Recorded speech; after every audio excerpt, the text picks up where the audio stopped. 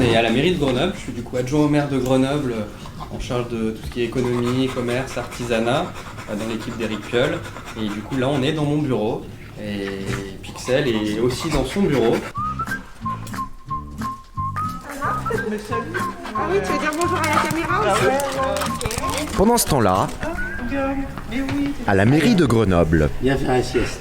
Au revoir, Erwin. C'est quoi les dossiers du jour? Les dossiers du jour, là. venir avec son chien au travail, c'est ce qui est expérimenté depuis le mois de juin par 4 employés au premier étage de la mairie. Coucou,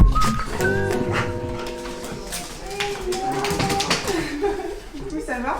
Je pars en réunion, là, après je pars à la Bastille. Il y a le sommet de l'arbre, quelque chose comme ça, là, à la Bastille.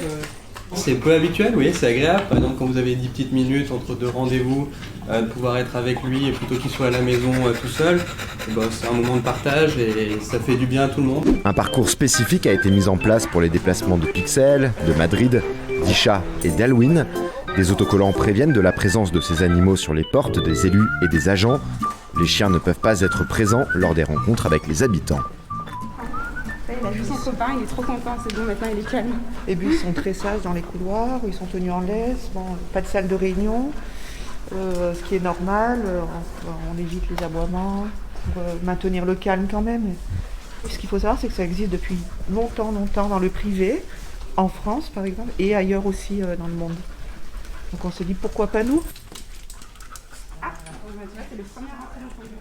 Ce qui est important pour moi, c'est que ça normalise la présence des animaux au sein des humains, au sein du monde humain.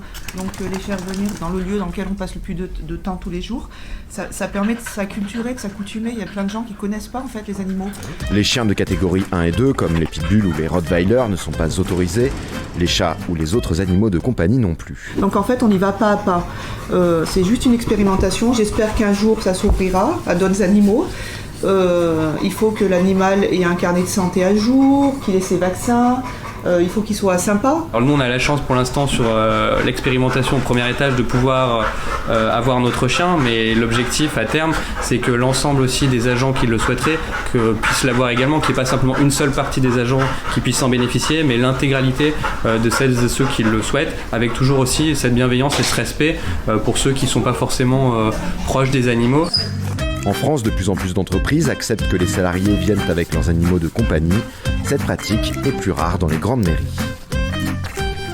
Il y a tout un travail à faire sur les animaux de compagnie, à la fois pour prévenir de leur maltraitance, mais aussi pour qu'ils soient bien. Donc ça passe par des espaces libres pour les chiens, ça passe aussi par cet accueil. Et tout ça, c'est important, évidemment. Et puis ça vient en complémentarité d'une grande politique sur la condition animale et sur le bien-être animal.